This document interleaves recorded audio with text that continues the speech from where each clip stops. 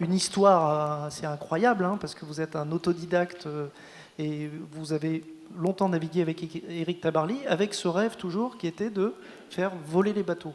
C'est ce que vous disiez Tabarly, et Tabarly vous disait, mais toi tu y arriveras un jour parce que tu as une tête de marin.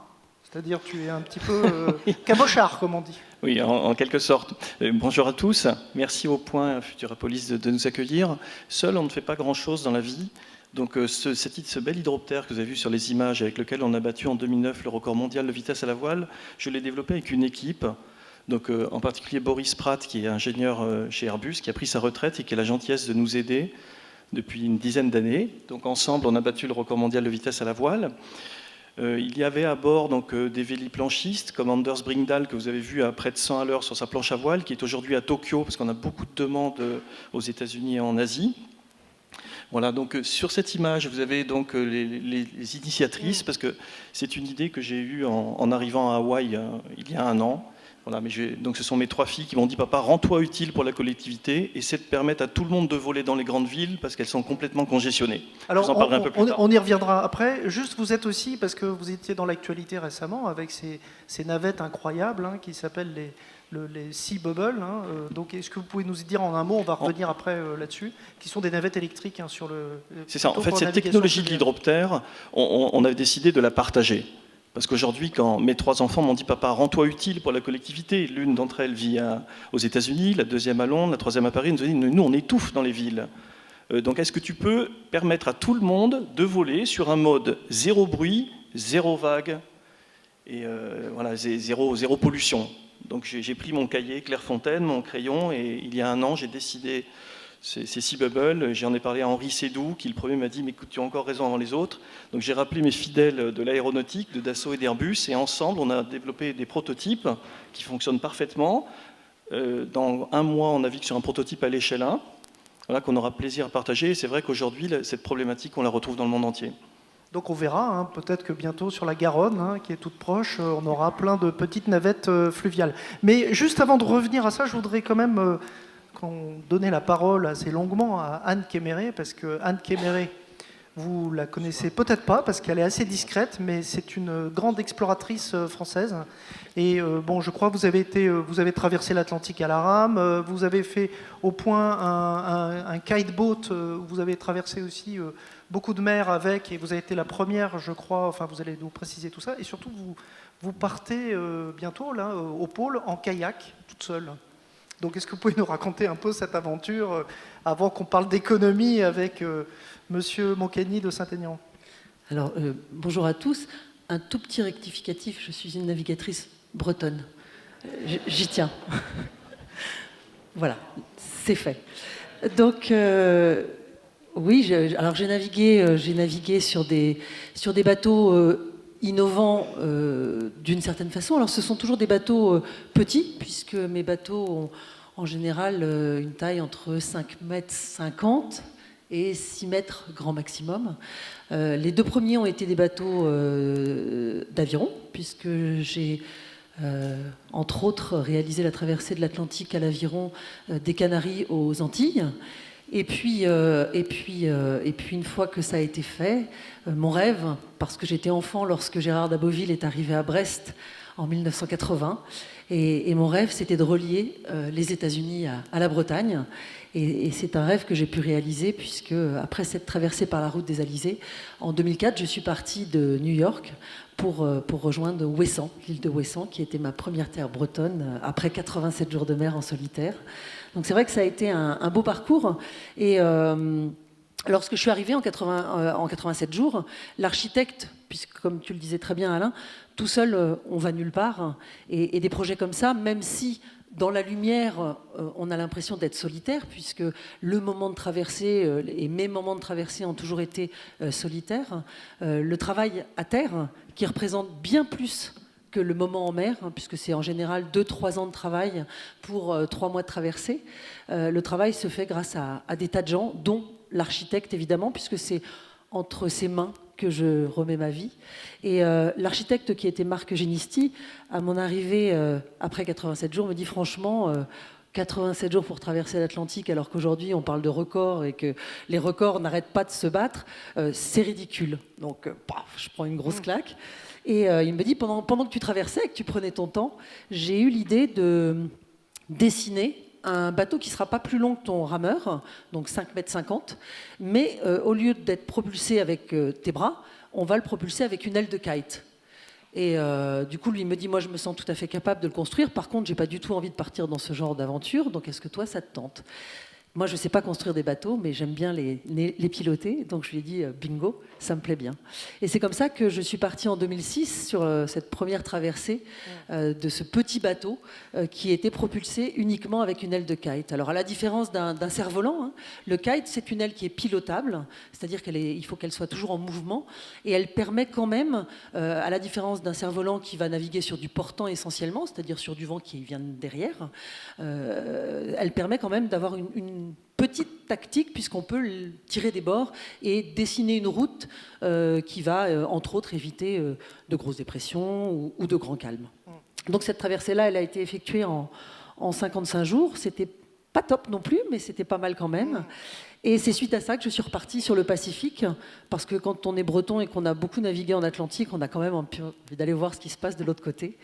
Et donc c'est une traversée que j'ai effectuée en 78 jours. C'était long, en partant du Pérou pour Tahiti. Un parcours qui a été assez différent des précédents parce que mon téléphone est tombé en panne. C'est vrai que quand on est tout seul sur l'eau, on se dit que de toute façon, on est tout seul. Sauf qu'on a quand même ce lien avec la Terre, qui est notre téléphone satellite. Et le 11 mars 2011, mon sponsor m'avait appelé pour m'annoncer l'accident de Fukushima. Et alors qu'il me disait de quitter les côtes péruviennes parce qu'il y avait un tsunami qui était attendu sur les côtes, la conversation a été coupée. Donc évidemment, ça arrive souvent avec les téléphones satellites, donc je me suis dit que j'allais réessayer et que ça allait fonctionner, sauf que ça n'a jamais fonctionné et que moi, pendant 78 jours, j'ai imaginé qu'une partie de la planète n'existait plus et que peut-être la Polynésie n'était pas au bout de la route. Donc ça a été un voyage extrêmement solitaire, mais extrêmement enrichissant, évidemment. Et de ce voyage, d'autres sont arrivés. Alors entre-temps, parce qu'on s'occupe un petit peu entre les projets, et donc j'étais partie en expédition au Groenland, une terre que je ne connaissais pas. Et là, ça a été une vraie révélation. Tant et si bien que depuis 2010, je m'attelle à y retourner. J'y suis retournée en 2014, 2015, 2016, dans un endroit assez particulier, qui est le Passage du Nord-Ouest. Et je prépare actuellement un projet qui... là aussi, met de l'innovation parce que je trouve ça toujours très intéressant de travailler avec d'autres et de créer quelque chose, de ne pas refaire la même chose et d'évoluer toujours pour aller vers de nouveaux horizons. Et actuellement, le bateau que j'ai mis en construction, donc c'est un bateau que je recycle puisque c'est mon kiteboat qui m'avait servi sur le Pacifique, qui avait été fiable, qui m'a amené jusqu'au bout. Et ce bateau, je me suis dit, alors on en avait discuté avec Catherine Chabot, entre autres, dans cette histoire de recyclage, parce que les bateaux aujourd'hui pourrissent dans les ports, on ne sait pas toujours quoi en faire. Et moi, je me suis dit, mon petit bateau, là, il doit pouvoir me resservir. Et actuellement, on l'a modifié, équipé de panneaux solaires. Et en 2018, au cours de l'été 2018, j'envisage d'emprunter le fameux passage du Nord-Ouest, uniquement propulsé à l'énergie solaire, mais pas autonome pour l'instant, parce que j'ai quand même l'intention de le piloter, parce que j'aimerais bien quand même garder un peu mon rôle, sinon je ne saurais pas quoi faire en Arctique. Donc voilà pour ce qui est le programme à venir. Merci Anne, on y reviendra plus en détail tout à l'heure. Bravo, félicitations pour...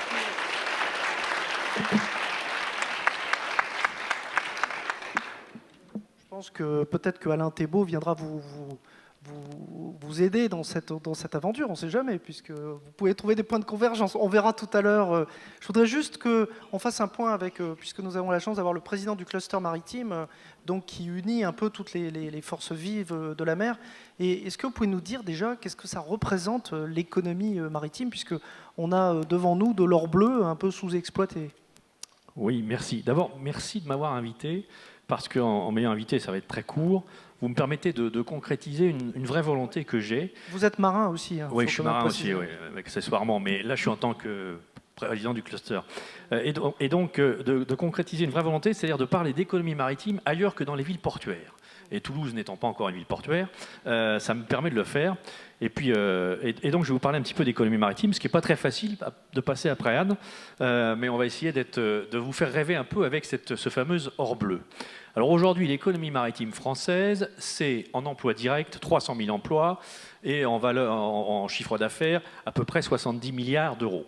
Ce qui place quand même l'économie maritime française devant le secteur automobile et devant le secteur aérien. Ce que n'est pas forcément l'idée que l'on a quand on se fait de l'économie maritime. Alors je vais essayer d'expliquer un peu pourquoi, en donnant deux ou trois exemples et 2 ou 3 chiffres. D'abord, je vais commencer par être très cash en disant, pour nous, acteurs de l'économie maritime, la mer, c'est l'avenir de la France.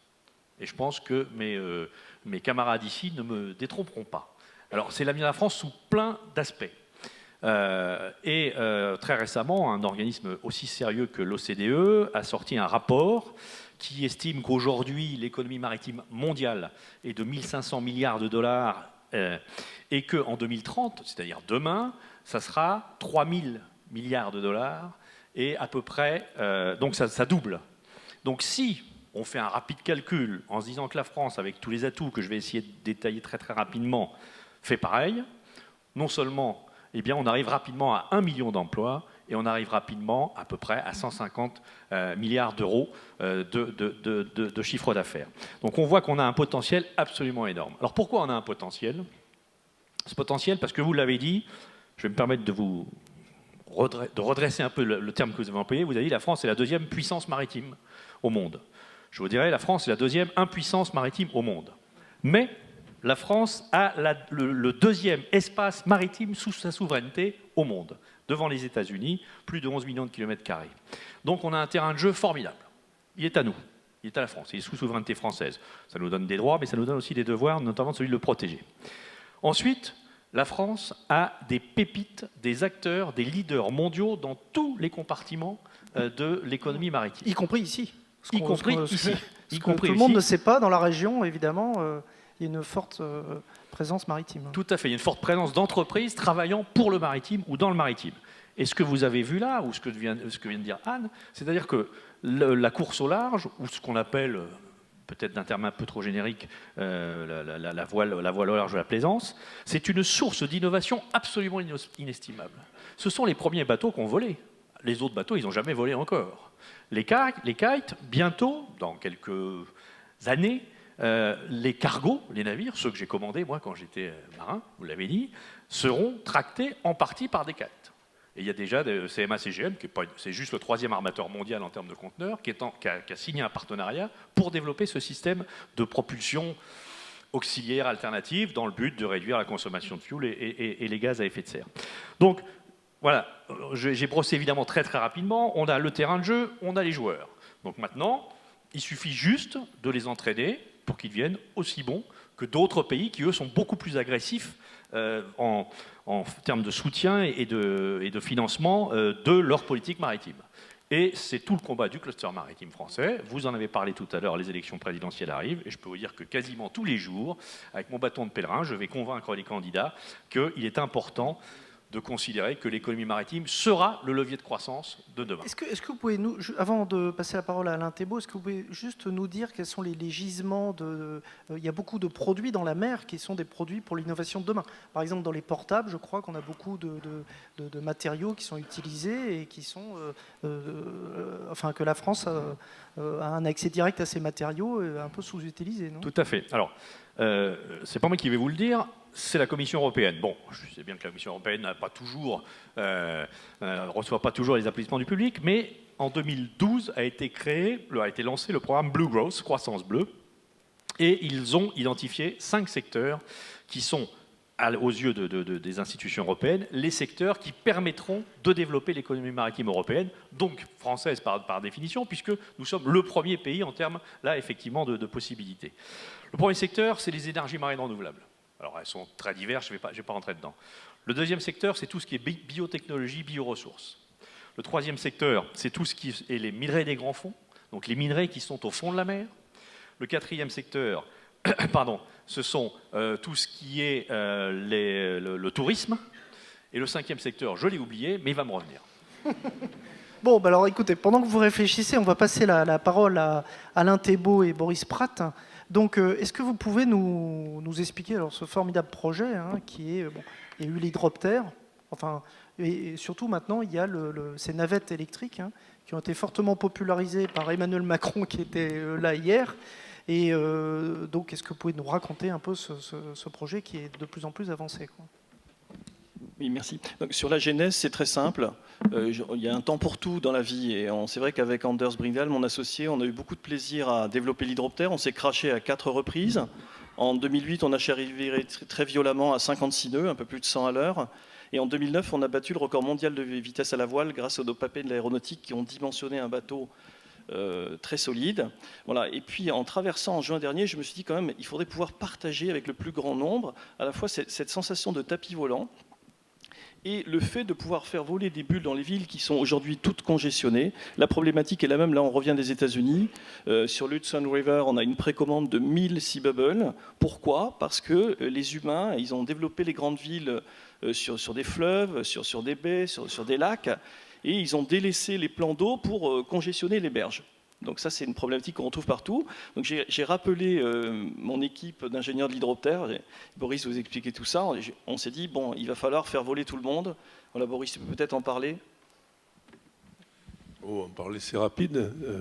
À Toulouse, depuis la nuit des temps, on est passé du dirigeable aux avions parce qu'on était dans l'avance technologique. Et là, on a fait voler les bateaux parce qu'on s'est dit, Archimède, il est vieux. Maintenant, il faut faire voler les bateaux, aller vite, avec peu d'énergie, puisque en réalité, faire voler un bateau, ça consomme moins d'énergie que de le faire avancer en archimédien, et en plus avec des vitesses terribles. Alors, Alain a eu cette idée de faire le Sea Bubble. On lui a dit, ben oui, le tout, c'est que tu aies l'autorisation dans les villes de pouvoir naviguer, mais s'il n'y a pas de problème technologique, on sait faire, et il suffit de s'y accrocher un petit peu, mais comme à Toulouse, et ailleurs, d'ailleurs, on a les technologies qui le permettraient. Elle dit, vas-y, on te suit. Et alors, donc, il y va. Et comment ça marche, en fait? Alors, c'est quoi Sea Bubble? Vous pouvez nous dire concrètement? Oui, donc enfin, Sea Bubble, c'est la taille d'une voiture, une espèce de capsule. Sous cette capsule, vous avez des ailes immergées. Nous avons 2 petits moteurs électriques sous la bulle, à l'arrière, sous le foil arrière. Voilà, les 2 petits moteurs électriques génèrent 250 kg de poussée horizontale et à la vitesse de 7 nœuds, environ un peu plus de 10 km/h, la bulle se soulève. Et quand elle se soulève, on a beaucoup moins de traînée. On limite le frein d'environ 40%. Donc ça autorise l'utilisation de l'énergie électrique. Nous avons au fond du bubble, sous vos pieds, des batteries. La bulle décolle et alors on s'adapte à la législation dans chaque ville. Alors, la France, c'est un pays très compliqué. On a certes un petit mot gentil le soutien d'Emmanuel Macron, de beaucoup de personnalités en France, mais ça reste, il y a un millefeuille administratif, c'est terriblement compliqué. C'est ce qu'on a beaucoup entendu à Futurapolis depuis hier. C'est-à-dire qu'il y a beaucoup d'innovations. On est un des pays très productifs, très créatifs, mais le problème, c'est que les normes paralysent un peu tout le monde, quoi. C'est ça. Oui, les normes paralysent tout le monde, mais aujourd'hui, je crois qu'il suffit de faire une expérience. Moi, je suis bac-2, j'étais surdoué en maths, mais je refusais d'aller à l'école. J'étais pieds nus, je vivais en face de la maison de ma mère, que je n'ai pas beaucoup vue malheureusement. Et je me suis dit, un jour, je volerai. Et aujourd'hui, je veux faire voler tout le monde. Et je veux faire voler tout le monde sur un mode zéro bruit, zéro vague, zéro émission. Comment ? Donc les bulles volantes électriques, je viens de vous expliquer, elles se soulèvent de petits moteurs électriques, c'est élémentaire. Parce que j'aime la technologie quand elle est accessible au plus grand monde. Et quand elle est mise en œuvre pour le bien commun. Il y a combien de passagers? 4 passagers Alors, un pilote, 4 passagers. Nous avons un dock spécifique parce que j'ai souhaité qu'on ne puisse s'affranchir d'EDF, du nucléaire, des centrales à charbon en Allemagne. Tout ça n'est plus acceptable. Je suis très lié à Bertrand Piccard. Il a démontré de manière très élégante qu'on peut utiliser le soleil. Et nous, on voudrait utiliser donc le soleil pour recharger les docks. Le courant des fleuves, cette énergie fantastique, avec des hydroliennes qui est complètement sous-exploitée. Donc à New York, il y avait environ 4 nœuds de courant sur Brooklyn Bridge. Et c'est vrai qu'on peut utiliser cette énergie pour recharger des accus et être totalement autonome. Voilà, c'est notre ambition Xibubble. Donc on a des docks un peu spécifiques pour chaque ville. Alors la vitesse, c'est à combien la Et vitesse? malheureusement, la vitesse, elle est à l'image de notre pays, elle est très faible à Paris. Elle est de l'ordre de 7 nœuds, 10 nœuds max, ça fait 18 km/h, donc on va à la vitesse d'un vélo. Mais dans Paris, on ira quand même plus vite qu'une voiture dans les bouchons. Ou dans Paris ou à Toulouse, hein, parce que Oui, la alors à Garonne, Toulouse, Boris m'a expliqué que la Garonne, c'est pas l'idéal. Peut-être sur le vous canal allez du nous Midi. raconter ça alors, oui. Non, mais c'est vrai que c'est possible à Lyon sur le Rhône, c'est possible à Bordeaux. Mais malheureusement, je pense que la France, ça sera peut-être 0,1% du marché des bubbles, car nous avons des demandes. Mon associé est au Japon, nous avons des demandes du monde entier. Et en France, il y a toujours cette inertie qui... Concrètement, vous disiez que par exemple aux États-Unis, là, à New York, hein, sur l'Hudson River, vous avez déjà 1500 Alors, il y a une commandes, ville en Floride qui veut nous commander 1500 bulles. Mais moi, j'ai été élevé sur les Pendwick. Et il faut toujours être humble face à des projets comme celui-là. Donc d'abord, on fait notre prototype. Donc on empile les demandes qui viennent du monde entier. On fait notre proto dans notre garage. C'est vraiment l'esprit Silicon Valley. On a un petit garage, nos moteurs Vous électriques. êtes Et peut-être ensuite, le Bill Gates voilà, qui a commencé dans le garage aussi. Hein, donc on a c'est des bien. mots gentils de la Silicon Valley, que ce soit de Uber, de Google. C'est vrai qu'on reçoit beaucoup de... Il y a aux États-Unis un bel article dans The Verge. Et c'est vrai qu'on aura probablement des liens avec la Silicon Valley. Mais aujourd'hui, ce projet est né en France. Ici, on a cette fibre inventive. On a la chance de pouvoir... alors dans ce pays, c'est trop cloisonné, mais j'ai vu les jeunes de Linkar, l'équipe précédente, vraiment extraordinaire. Nos anciens sont toujours écartés un peu vite, mais ensemble, en mélangeant 3 générations, on peut faire de belles choses. Donc on a eu la chance d'avoir une petite impulsion aussi de notre régleur de grand voile, mais qui s'appelle Nicolas Bavray, mais je crois qu'il y Oui. écrit également. Ah bah, il est éditorialiste au point. Hein, Nicolas Alors on Bavray. l'appelle le bac plus 18 sur le bateau. Je savais pas qu'il était régleur de grande voile aussi. Voilà, donc il est excellent en tactique. Et sur le réglage de la grand voile, c'est un des meilleurs. Donc je sais que Nicolas Bavray est marin, mais je sais aussi qu'il a d'autres activités. Voilà. Juste Boris Pratt là, parce que pourquoi sur la Garonne ce serait compliqué? Parce que elle est impétueuse. Ce sont des Il y a eaux des moments tumultueuses. comme en ce moment du côté de Blagnac, avec des foils là-dessus, on risquerait d'accrocher quelques obstacles pas très loin. Le problème du bateau à foils, c'est qu'il lui faut un peu d'eau dessous. Pas beaucoup quand il est rapide. Mais au départ, il lui en faut un peu plus, puisqu'il est archimédien au départ. Et donc la Garonne en dessous de la chaussée, là, ça serait problématique. On ne pourrait pas mettre de touristes là-dedans. Hein. Ah, d'accord. Oui. Mais il faudrait faire peut-être la deuxième génération. On pourra peut-être abaisser le. Ah ben non, les foils, il faut qu'ils flottent dans l'eau et surtout, il faut qu'ils se posent quand ils s'arrêtent. Et donc, il faut qu'ils décollent après. Mais dans les grands fleuves de la planète, oui, par contre, là, dès qu'il y a plus de 50 cm d'eau, il n'y a pas de problème. Frédéric Mancani de Saint-Aignan, comment vous expliquez que voilà, on a 2 créateurs français là qui, enfin c'est une invention géniale quand même sur le papier. Et pourquoi ils n'arrivent pas comme ça à produire, hein? Pourquoi ils se heurtent un peu à une Parce que la France est très mur compliquée. administratif? Parce que la France est très compliquée. En France, quand on a un projet, il vaut mieux qu'il ait réussi avant d'avoir l'autorisation de le faire. Donc ça complexifie un peu les questions.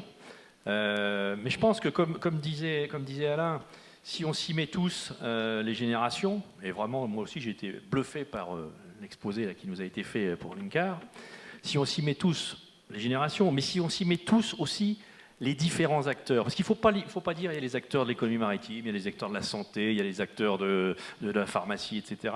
Je crois qu'aujourd'hui, à l'ère du numérique, et ce n'est pas ici que je vais évidemment apprendre quelque chose à qui que ce soit, mais à l'ère du numérique, il faut vraiment... La France, c'est sans doute le pays où on a la meilleure innovation. Tous nos grands innovateurs sont en train de nous être piqués, pardon de l'expression, par un certain nombre de pays qui ne sont pas français. Donc on a vraiment l'innovation, si on se met tous ensemble, partenaires publics, partenaires privés, et que l'on va voir les décideurs économiques et politiques, là, on a peut-être une chance de passer et enfin de franchir ce mur, de la réglementation administrative qui est juste un frein permanent. Alors, je suis peut-être un petit peu direct dans mes propos, mais en tout cas, j'y crois vraiment. Alain Thébault, vous voulez ajouter quelque chose? Oui, je souscris à 100%. Mais par contre, je me sens assez à l'aise à Toulouse. On sent la fibre inventive dans cette ville. Tout à fait. Quand on voit les jeunes, les anciens d'Airbus, de Dassault, tout ça, enfin, je me sens vraiment très à l'aise. Et je crois que le succès de l'hydroptère, c'était le mélange de 3 générations, le mélange des cultures, l'aérien et le maritime. C'est pour ça qu'on a fait un bateau qui était le plus rapide de la planète. Et c'est aujourd'hui pour ça qu'on peut déployer nos bulles volantes électriques dans le monde entier. Alors Anne Kéméré, est-ce qu'on peut imaginer qu'un jour vous preniez le passage du Nord-Ouest en Sea Bubble, ou c'est totalement utopique? Mais rien n'est jamais utopique. À partir du moment où on peut le rêver, je pense qu'on peut le faire. C'est qu'une histoire de volonté. Alors c'est vrai que moi, la différence peut-être d'Alain, je ne suis peut-être pas encore assez dans la dimension du partage. Peut-être parce que tu es plus vieux que moi, je ne sais pas. Mais égoïstement, je vis mes projets pour l'instant sans imaginer une utilisation peut-être au grand public. Mais oui, ça reste quand même quelque part dans une idée, dans une part de mon esprit, sachant que dans cette idée de traverser par exemple le passage du Nord-Ouest, uniquement propulsé à l'énergie solaire. Je le fais pour me faire plaisir, hein, je vous rassure, j'y vais pas non plus parce que je suis contrainte et forcée, mais je le fais aussi parce que depuis quelques années maintenant que je traîne là-haut en Arctique, j'ai eu la chance de pas mal séjourner dans une communauté qui s'appelle Tuktoyaktuk, et j'ai eu la chance d'y rencontrer des gens étonnants, parce que ces gens-là, ils n'ont rien, et avec rien, ils font tout. Et avec eux, on retrouve justement l'essentiel et le bon sens. Dans cette région de Tuktoyaktuk, donc ça se situe dans le delta du Mackenzie, entre l'Alaska et les territoires du Nord-Ouest, donc on est déjà dans le cercle arctique. C'est un village qui n'est pas relié au continent parce qu'il n'y a pas de route pour y accéder. Et donc, ces gens-là ont dû essayer très vite, ça fait quand même 4000 ans qu'ils sont là, donc ils ont eu le temps de s'adapter, mais ça fait quand même, avec l'arrivée du monde moderne, eux aussi ont voulu avoir les choses qui sont les nôtres et qui nous facilitent la vie, et à chaque fois c'est très compliqué pour eux. Le moindre morceau de bois, la moindre voiture qu'on doit amener là-haut, évidemment, ça prend du temps. Quand on veut un pot de peinture, tout simplement, on le commande au printemps, et on sait qu'on l'aura peut-être à l'automne, voire au printemps suivant.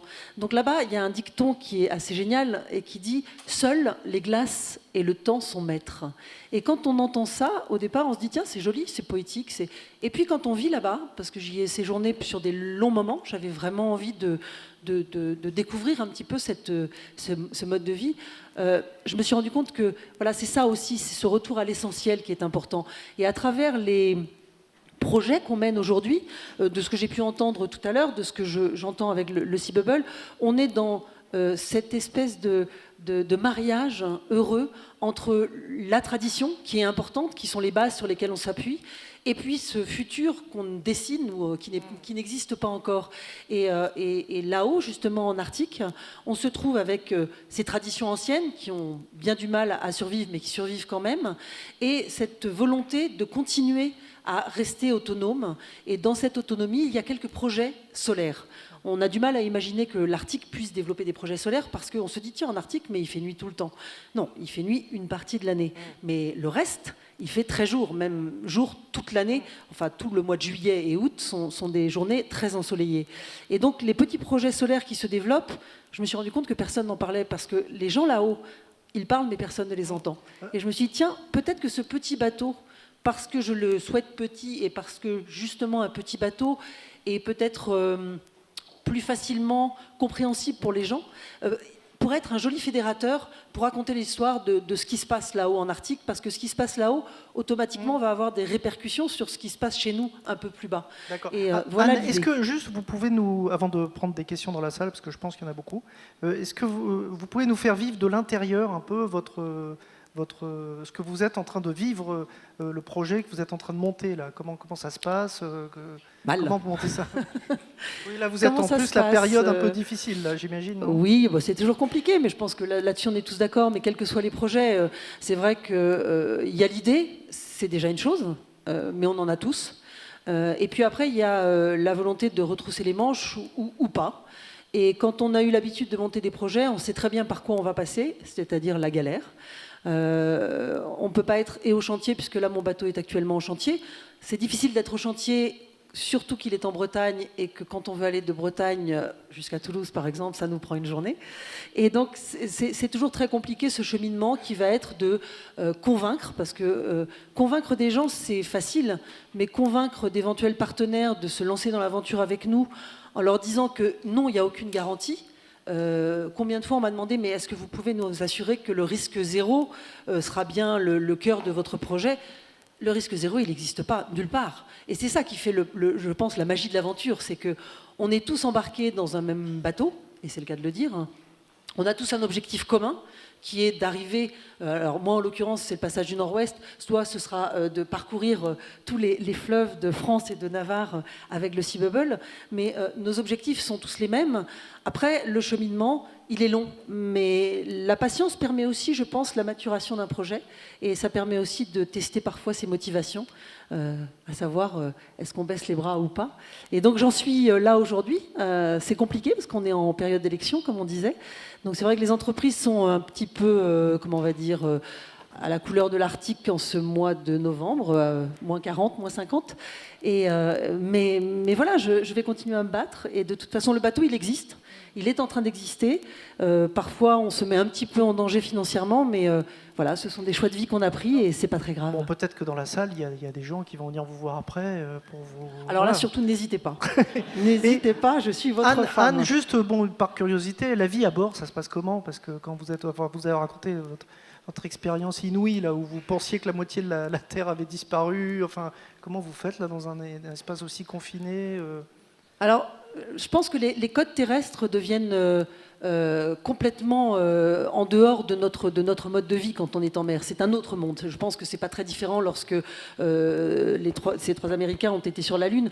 On arrive face à un univers où on comprend très vite, en tout cas, que si on veut arriver de l'autre côté, on a intérêt à s'adapter tout de suite. Ça sert à rien de vouloir résister, ça sert à rien de brasser de l'air pour rien. Il y a un moment où voilà, on a largué les amarres, l'objectif il est devant, il est pas derrière, et donc le demi-tour n'est même pas quelque chose qui est envisageable. Alors comment ça se passe au quotidien? Dans la journée là, Eh ben, on navigue. Oui. On navigue. Alors il n'y a pas de quotidien dans le sens, enfin, je veux dire, c'est pas réglé comme du papier à musique. C'est ça l'intérêt de l'aventure aussi, c'est qu'on ne sait pas de quoi demain sera fait. Et donc on essaye dans la mesure du possible d'avancer, puisque c'est quand même le but du jeu. Alors quand on est en kite, la difficulté par rapport à l'aviron, ça paraît très compliqué à tout le monde parce qu'on se dit oh là là, la galérienne, elle devait souquer comme une malade. Non, en fait, quand on est à l'aviron, on travaille avec les jambes puisqu'on est sur un siège coulissant, donc c'est vraiment les quadriceps qui sont en général préparés. Physiquement, c'est pas compliqué de se préparer. C'est mentalement peut-être que c'est le plus difficile. Et ce qui est difficile à accepter, c'est qu'on marche à la vitesse d'un marcheur terrestre, hein, puisqu'un bateau d'aviron, c'est en moyenne, on va dire, à peine 3 nœuds, 5, 4 nœuds. Donc c'est ça, on est en train de traverser Toulouse tranquillement. Donc ça, c'est la difficulté. Et c'est plus mental. L'ennui, la solitude, parce que c'est ça le plus difficile. Mais on ne s'ennuie pas quand on est seul. Pourquoi? On peut s'ennuyer avec les autres. Hein. Non, je pense que justement, la solitude, c'est une belle leçon. La première traversée, je me suis dit que c'était insupportable et que la solitude n'était pas faite pour l'homme, qu'on était fait pour vivre en groupe. Et puis finalement, quand on revient à terre, on a l'impression que le monde va avoir changé, parce qu'on est parti pendant 90 jours, et on se rend compte que non, quand on rentre à terre, le monde est toujours aussi dingue, et que finalement, on était très très largement privilégié quand on était sur l'eau, puisqu'on avait cette distance géographique avec la Terre. Et quand je suis partie, alors très brièvement pour la petite histoire, vraiment pour vous montrer à quel point la Terre est complètement dingue, c'est que lorsque je suis partie du Pérou en kite, donc, où la difficulté, là, elle est assez... elle est nerveuse, parce que l'aile de kite, elle est à 30 mètres là-haut, et l'aile de kite, elle bouge, hein, elle est en mouvement perpétuel. Donc ça veut dire qu'on est toujours en action sur la barre. Et le moindre moment d'inattention, parce que ça arrive qu'on s'endorme un petit peu, l'aile part en arrière, et là, on part au tas. Donc il faut être toujours extrêmement vigilant. Donc moi, voilà, me voilà partie, mon téléphone ne marche plus, et j'arrive à Tahiti, donc 78 jours plus tard, et évidemment, je pose pied à terre, on me donne un téléphone, comme si subitement c'était ça, retour à terre, vite on se colle au téléphone. Je reçois un coup de fil d'un journaliste, dont je ne donnerai pas le nom, et qui me dit qu'est-ce que vous pensez de l'affaire DSK? Parce que moi je suis partie le 11 mars, Fukushima, j'arrive le 26 mai. Et donc je me dis, moi dans ma petite tête, 78 jours, on doit être encore en train de parler Fukushima. Et évidemment, je voulais savoir quand même qu'est-ce qui s'était passé. Est-ce que la planète était vraiment intègre ou est-ce qu'il s'était vraiment passé des choses dramatiques? Et donc DSK, pour moi, tiens, on parle d'un réacteur. Enfin, où est-ce qu'on en est? Donc je lui demande de me C'était une raconter. forme de réacteur, hein, si je puis me permettre. C'était un réacteur nucléaire pour le coup, qui a une grosse panne d'après ce que j'ai compris. Et donc le journaliste me raconte brièvement l'histoire et c'est vrai que sur le coup, je me suis quand même demandé, je lui ai demandé, je lui ai dit mais c'est quand même pas ça aujourd'hui qui anime le monde. Et lui me dit si. Et même encore aujourd'hui, hein, je ne sais pas si c'est parce qu'il y a eu ce décalage de 78 jours, mais j'ai quand même du mal à comprendre. Et quand on arrive à ce moment-là, on a juste envie de reprendre son bateau et de partir dans l'autre sens ou de continuer la route. Donc c'est ça aussi qui nous pousse dans notre quotidien. Donc, vous voyez, nous, on n'a pas le temps de s'ennuyer, on vit des tas de trucs étonnants. Bravo.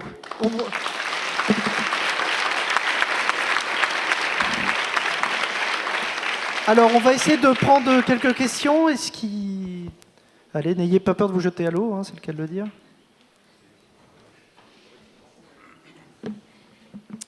Oui, bonjour. Je voudrais savoir par rapport aux Sea Bubbles, est-ce qu'elles fonctionnent aujourd'hui, disons, quelque part sur la planète? Et pourquoi vous avez fait le choix d'un transport individuel plutôt qu'un transport collectif? Est-ce qu'il y a des contraintes techniques, des contraintes de poids qui rendent nécessaire d'avoir plutôt des petits engins? On va répondre tous les deux, je pense. Merci de votre question. Oui, on fait simple au départ. Moi, j'ai été élevé sur les Penduic et Eric Tabarly me disait « Alain, il y a deux choses importantes dans la vie. La première, c'est de rester libre et la deuxième, c'est de faire simple. » Donc, je continue d'appliquer. Donc, pour le Sea Bubble, on s'est dit on peut viser une masse au décollage d'environ 1 tonne avec un pilote et 4 passagers. C'est quelque chose que l'on sait faire. Et il faut bien démarrer. On s'est dit 2 places, ça ne permet pas de partager. 5 personnes à bord, ça permet de partager, c'est quelque chose que l'on sait faire. Mais on a aujourd'hui des demandes pour des bateaux plus importants. Le problème, c'est que la masse marche avec le cube de l'échelle, mais Boris va vous en parler. Et pour deuxième volet, sur les maquettes, on a essayé 14 jeux de foil avec l'homologue de Boris Pratt qui s'appelle Philippe Perrier, qui est l'ancien patron du programme Rafale chez Dassault Aviation, qui a également pris sa retraite. Donc il a essayé 14 jeux de foil. Le critère premier, c'est la sécurité. Donc il faut que le bateau vole de manière stable. C'est le cas sur des prototypes de taille réduite, et là nous construisons le bateau à l'échelle 1 qui navigue dans un peu plus d'1 mois. Oui, la question est même inverse. Il serait beaucoup plus facile techniquement, technologiquement de faire un gros truc que de faire ce petit bateau, parce qu'imaginez-le en vol, vous le voyez sur la pointe des pieds, il n'est pas large, c'est votre voiture qui est à 1 mètre au-dessus de l'eau et qui navigue, et nous, notre problème, c'est qu'elle ne se renverse pas. Si vous faites un gros bazar comme les bateaux à foil qui traversent et qui traînent mal les gens, c'est beaucoup plus facile techniquement. C'est plus cher, c'est plus compliqué, il y a plus de sous, et on voudrait d'abord prouver que ça marche déjà à l'échelle réduite, enfin, échelle normale. Après, ça sera beaucoup plus facile passer à un gros. Donc le problème, il est plutôt matériel, quoi. Allez, une autre question. Y a-t-il une... Il n'y a pas de question? Vous avez rappelé quelques chiffres au début. Là, donc, on a le 2e domaine maritime mondial. On a des super boîtes. Il y a l'Ifremer, un tissu de PME, des fleurons industriels. La mer, ça représente un gros potentiel. Justement, comment ça se fait? Qu'est-ce qui manque pour que, les Français soient au courant de ça et se disent cocorico, quoi. On est des champions dans un domaine. On est des champions mondiaux dans un domaine. Qu'est-ce qui manque? Comment ça se fait que c'est pas connu et mieux valorisé? Frédéric Moncani, c'est pour vous, là. Hein. Eh bien, écoutez, déjà, j'ai converti au moins une personne, donc je suis ravi. Non, mais ce qui manque, c'est que la France n'est pas un pays maritime. On a une zone maritime, je l'ai rappelé, etc., merveilleuse, mais en France, et je ne pense pas qu'un me contredise, Tabarly disait, la mer pour les Français, c'est ce qu'ils ont dans le dos quand ils regardent la plage. Notre travail à nous, c'est d'essayer de leur faire tourner la tête et de leur montrer que les 11 millions de kilomètres carrés, ce sont pour 97% nos outre-mer. On a une richesse phénoménale. Mais ça, demandez à un homme politique qu'est-ce qu'il pense de l'économie maritime en outre-mer. À mon avis, vous allez avoir un silence un peu pesant. Et donc, je suis là pour ça.